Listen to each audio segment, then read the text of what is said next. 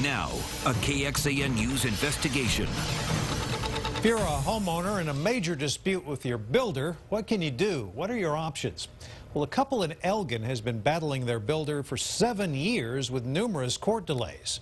Robert and Carmen Jackson called our tip line, so David Scott and KXAN investigate.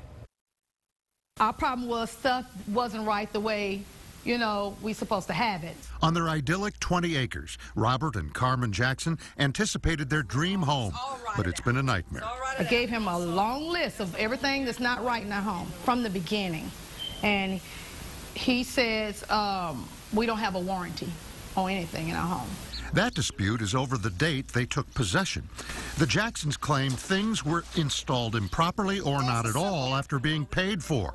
They say an independent inspection backs them up. The dispute delayed their closing. I called our insurance. They came and looked at it and they said, ma'am, you're going to have to go back to your builder because you have builder defects and we're not going to cover this unless you go back to your builder. They say the worst is a roof leaking into 2 separate rooms, a roof that is shedding its shingles. You will see the roof have like a little wave pattern to it. That's because it's getting ready to fall in. Because he didn't build that roof right. Court records show Robert Leffingwell has 2 suits against him, the Jacksons, and a roofer on another job. Leffingwell's lawyer says, So the biggest problem you have with the roofing is that the roofing company went bankrupt. Robert Kaiser says Leffingwell did the work he was paid for. Well, I think it's a situation where it's just a disagreement between parties. That's what a lawsuit is usually about. Our client believes that he has a contract, that he's fulfilled all the terms of the contract, and that he didn't get paid.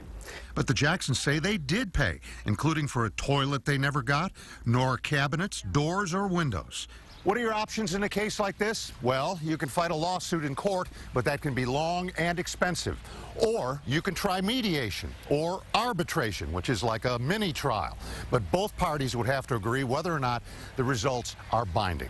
And hopefully we'll all be able to get together, either in mediation or even informal mediation, and be able to work those out. In the end of a perfect mediation, no one goes away happy.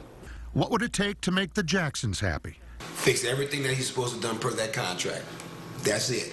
They're due in court October 1st. The judge says no more delays. David Scott for KXAN Investigates. Be sure to call or email the tip line if you have a story you'd like KXAN News to investigate.